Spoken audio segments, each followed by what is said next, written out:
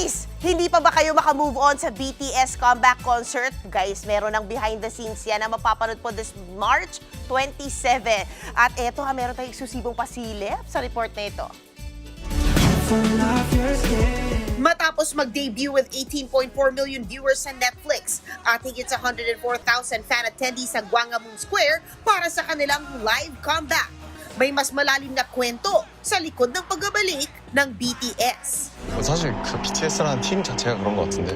Dahil sa March 27, ilalabas na ang bagong dokumentaryo para ipakita ang dugo, pawis, luha at saya na pinagdaanan ng grupo para muling makabalik. Mula sa acclaimed director na si Bao Nguyen, ang BTS The Return ay susundan ang pagbuo ng kanilang ikalimang studio album na Arira. Tampok din sa docu ang bihirang behind-the-scenes access kung saan makikita ang muling pagkakaisa ng grupo at ang kanilang pagbuo ng isang bagong landas para sa kanilang musika at legacy. Nagsisimula ang pelikula sa isang tagpong pamilyar sa mga fans. Ang pagtitipon nila sa Los Angeles kung saan sila muling nagkamustahan sa isang live stream bilang isang buong grupo matapos ang 2 taon. Pero sa pagkakataong ito, mas personal at walang filter.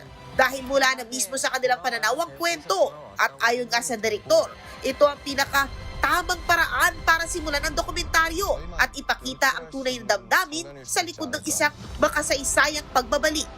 What was important to me was to view their story through their own perspective. So I had this idea of giving them each these like mini DV camcorders, which you see in the film. And I wanted them to document when, you know, our crew wasn't around.